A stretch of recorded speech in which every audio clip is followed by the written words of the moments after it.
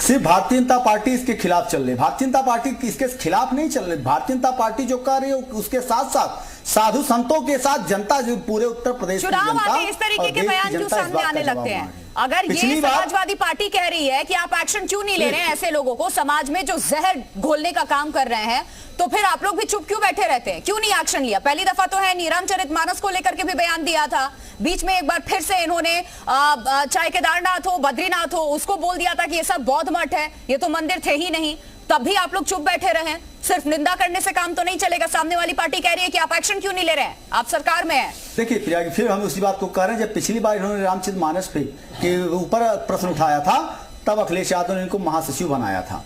ये प्रमोशन की दृष्टि है। हम आज आपसे कहते हैं, अखिलेश यादव समाजवादी के जिम्मे, हम तो कह रहे हैं कि जिस दिन कोई मामला सुप्रीम कोर्ट में जाएगा और कार्रवाई होने के लिए कोर्ट का फैसला आएगा, भारतीय जनता पार्टी इनको पकड़ के सबसे पहले कार्रवाई करने में सबसे नंबर एक रहेगी। अब हम अगर कार्रवाई कर, क्योंकि अभी एक संविधान के दायरे में, हम भारतीय जनता पार्टी सदैव संविधान के दायरे में काम करती है। ये काम हम नहीं करते हैं कि जो संविधान को हमारे हाथ, जिस प्रकार से समाजवादी की सरकार में रखा गया था, दिन दहाड़े खून होते थे, खून की नदियां चलती थी और समाजवादी पार्टी का के राष्ट्र मुख्यमंत्री उनको चार्टर प्लेनों से दंगाइयों को लाके मुख्यमंत्री आवास पहुंचाते थे। भारतीय जनता पार्टी संविधान पे भरोसा रखते हुए काम करती है। ठीक है सर, आशीष जी, आप स्वामी प्रसाद मौर्य को निजी बयान बता रहे हैं कि उन्होंने जो कहा है उनका निजी बयान है। एक सेकंड वापस रुक कर रही हूँ, निजी बयान है, ठीक है, आप भी उसी पार्टी से जुड़े हुए हैं, लेकिन आपकी भी निजी राय क्या यही है? एक एक करके समाजवादी पार्टी में जो नेता हैं, उनके अगर विचार नहीं मिलते हैं तो फिर तो हर एक के विचार को जानना अब जरूरी हो गया है ना, कि क्या सोच रखते हैं आप। कल को इस तरीके का बयान अगर सामने आता है, आप समर्थन करते हैं, अगर नहीं करते हैं, स्वतः संज्ञान क्यों नहीं लिया? जो आप ये कह रहे हैं कि सामने जो बीजेपी है, शासन है, प्रशासन है, एक्शन क्यों नहीं ले रही है, आपने क्यों नहीं लिया? आपने कार्रवाई क्यों नहीं की है? आपने जाकर के एफआईआर या शिकायत दर्ज क्यों नहीं कराई है? मतलब जो सरकार और इनकी भाजपा की पुलिस है, वो क्या निंदा करने के लिए बैठी है? अरे आप क्यों नहीं एक्शन ले रहे हैं? ठीक है, आप इतना बता दीजिए, आप इस बयान का समर्थन करते हैं? भारतीय जनता पार्टी के जितने बलात्कारी नेता हैं, जितने चोर उचक्के हैं, उनकी हम निंदा नहीं करेंगे, उनको बिल्कुल ठीक से ठिकाने लगाएंगे। अब कार्रवाई आप देखिएगा ना। स्वामी प्रसाद मौर्य पे बात कर ले सर, स्वामी प्रसाद मौर्य पे बात कर रहे हैं हम। जनता पार्टी क्यों नहीं कर रही? आप ये बताइए ना, हिंदू धर्म को लेकर जो आज बयान दिया स्वामी प्रसाद मौर्य ने, मेजर आशीष चतुर्वेदी, क्या उस बयान का समर्थन करते हैं? भारतीय जनता पार्टी जड़ी हुई है, हिम्मत नहीं है उनके अंदर। आप हिम्मत दिखा दीजिए। नहीं है उसके, भारतीय जनता पार्टी के अंदर हिम्मत नहीं है, नहीं है उस पार्टी के अंदर हिम्मत। आप है ना, आप दूसरों को ये सुझाव दे सकते हैं, आप भी एक्शन ले सकते हैं ना सर। सरकार में की जिम्मेदारी है कि हमारी जिम्मेदारी है? क्यों आपकी जिम्मेदारी नहीं है? ये बयान आपने सबसे पहले यही कहा, जब मैंने सवाल पूछा ये उनका निजी विचार हो सकता है, समाजवादी पार्टी का ये विचार नहीं है, मेरा ये विचार नहीं है, आपने ये कहा। मैं डीजीपी को अभी आपके सामने चैनल पे फोन करने को तैयार हूँ कि करो स्वामी प्रसाद मौर्य के खिलाफ कार्रवाई। आप शिकायत दीजिए प्रशासन में, प्रशासन को आप शिकायत कीजिए। आपको ऐतराज है, क्यों नहीं कदम उठाएगी वो? मैं तो खुले मन से कर रहा हूँ, हमारी तो सरकार नहीं है, मेरी तो नहीं सुनेंगे ना। भारतीय जनता पार्टी की सरकार है, उन्हीं की सुनते हैं, तो सुन ले, उनका तो बोल ही नहीं रहा, कोई कार्रवाई नहीं है। 6 महीने से वो आदमी बोल रहा है, अलग अलग चीज बोल रहा है, एक एफआईआर नहीं हो रही। ये राजनीति किस दिशा में जा रही है? पहले तो मुझे लगता था या हम सबको कि अगर किसी पार्टी के, पॉलिटिकल पार्टी की तरफ से, किसी लीडर की तरफ से बयान दिया गया है, पूरी पॉलिटिकल पार्टी उसके समर्थन में है, चाहे उसका सपोर्ट करती है, उसका अपोज करती है, खंडन कर दिया जाता है, एक प्रेस नोट भी रिलीज कर दिया जाता है कि इस बयान का समर्थन हमारी पार्टी नहीं करती। समाजवादी पार्टी में वो ट्रेंड, वो कल्चर है ही नहीं। कितनी दफा स्वामी प्रसाद मौर्य की तरफ से इस तरीके की बातें सामने रखी गई हैं, लेकिन अखिलेश यादव हमेशा चुप रहे।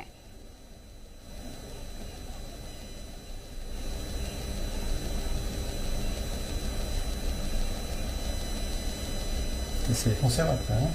बिल्कुल, किससे? देखिए, राजनीति जो उत्तर प्रदेश में देश में है, वो बहुत आप प्रिया जी, आप मुझसे सवाल कर रही थी। रजिक वदूत जी, मेरा सवाल आपसे है। किससे है सवाल? जी जी जी जी जी जी देखिए, जो समय चल रहा है, जो मौजूदा राजनीति है, वो अपने बहुत ही निम्न स्तर पे पहुंच चुकी है। जहां तक बात धर्म के अपमान की बात है, तो धर्म का अपमान करके ही राजनीति हो रही है। अब इस राजनीति में सौम्य प्रसाद मौर्य भी नहाना चाहते हैं। उनको लगता है दलितों के उत्पीड़न की बात हिंदू धर्म को गाली देके या ब्राह्मणिज्म को या ब्रह्मवाद को बढ़ावा देके उसके ऊपर आलोचना करके ब्राह्मण समाज को टारगेट करके वो अपनी राजनीति को आगे बढ़ाना चाहते हैं या मायावती से बड़ा बनना चाहते हैं। तो ये उनकी भूल है। देखिए, अगर कोई भी व्यक्ति जो भी थोड़ा सा भी इतिहास समझेगा, जानेगा, परखेगा, वो जानता है कि देखिए जो भी ज्ञानी व्यक्ति है वो कभी भी अन्याय और असमानता का समर्थक नहीं रहा है और ना ही वो कभी किसी के साथ भेदभाव करता है।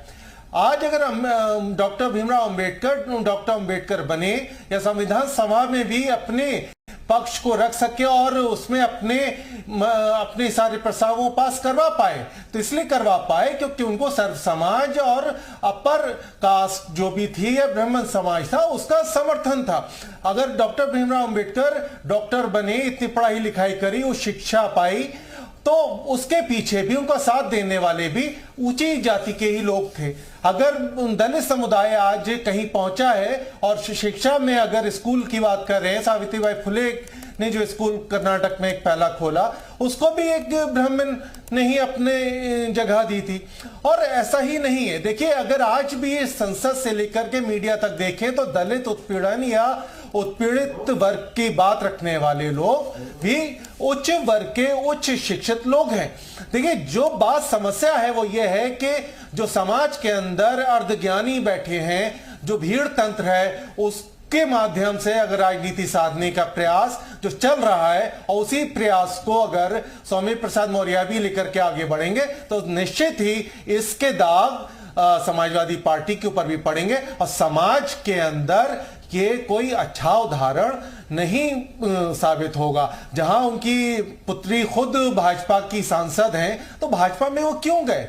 अगर वो मनुस्मृति का विरोध करते हैं, अगर वो ये बात कहते हैं कि मनुवाद या मनुस्मृति की वजह से दलित उत्पीड़न या समाज में विनिवेश है या इस तरह की बात वो अगर करते भी हैं तो बहुत सीधी सी बात है, उन्हें उसका विरोध करना चाहिए। आज कितने लोग हैं, कितने समाज में ऐसे हिंदू समाज है जो मनुस्मृति को जानता है या मनुस्मृति को फॉलो करता है या उसको उसके बारे में जानता भी है? नहीं जानता है, उसको कुछ पता भी नहीं है। तो जो समाज के अंदर अज्ञानता है उसको दूर करने का काम उन्हें करना चाहिए। उनको बताना चाहिए कि धर्म कोई भी अज्ञानता का सार्थक नहीं है। अज्ञानता के माध्यम से अंधविश्वास फैला के एक दूसरे के ऊपर अत्याचार का वापस आपका मैं रुख करूंगी। रुद्र प्रताप दुबे, ये वाकई अज्ञानता है, ये जानबूझ करके दिया गया ये बयान है? बखूबी आपको पता है कि आप क्या कह रहे हैं, किस मंच से कह रहे हैं। विषमता को लेकर के भी उन्होंने कहा विषमता की वजह है ब्राह्मणवाद। ब्राह्मणवाद की जो जड़ें हैं बहुत गहरी हैं, कैटेगराइज आप कर रहे हैं। प्रिया जी, 3 तथ्यों के आधार पर समझते हैं। जब आप कहती हैं कि ये जानबूझ के दिया गया बयान है तो मैं इससे अपनी सहमति प्रकट करता हूं। कारण 22 जनवरी को रामचरितमानस विवाद पर उनका पूरा जो विवाद खड़ा हुआ उत्तर प्रदेश में उनकी वजह से हुआ। 13 फरवरी आती है, स्वामी प्रसाद मौर्य जी धीरेन्द्र शास्त्री पे आपत्तिजनक टिप्पणी करते हैं। 3 अप्रैल आता है, काशीराम जी की प्रतिमा का अनावरण होता है और वो उसी नारे को दोहराते हैं जिस नारे पर पहले कई बार विवाद खड़ा हो चुका है। फिर जून आता है, जून में वो आदि पुरुष फिल्म के ऊपर एक गंभीर आपत्तिजनक टिप्पणी करते हैं और फिर 31 जुलाई आता है जब वो बौद्ध मठ बता देते हैं बद्रीनाथ और केदारनाथ धाम को। तो ये सोचा समझा बयान है, बार बार दिया गया बयान है। दूसरे तथ्यों पे इसको ये समझिए कि आज उन्होंने कहा, एक तरफ उन्होंने कहा कि हमारे महापुरुषों ने एक लंबी लड़ाई लड़ी जिसकी वजह से आज दलितों और पिछड़ों को सम्मान हासिल है समाज में, और शायद 2 पैरा वो और बोले होंगे कि उसके बाद उन्होंने भारतीय राष्ट्रपति जो आदिवासी समाज से आती हैं उनके मंदिर ना जाने पे सवाल खड़ा कर दिया। खुद अपनी ही उस बात को काट दी जहां पे वो पहले मान रहे थे कि दलितों को अब सम्मान मिल रहा है समाज में। तीसरी, इसको इस नजर से देखें कि अगर आप अपने घर में हो रही उठापटक को या घर में हो रहे विवाद पर बात कर रहे हैं, उसमें कुछ सुधार चाह रहे हैं तो ये माना जाएगा कि आप सुधारक हैं। लेकिन अगर आप पड़ोसी के घर में ताक झांक करके सुधार चाह रहे हैं तब आपको विवादी व्यक्ति माना जाएगा। वो बौद्ध धर्म में सुधार नहीं चाहते जिसको वो अपना चुके हैं कई वर्षों पहले, वो हिंदू धर्म में अब सुधार चाहते हैं।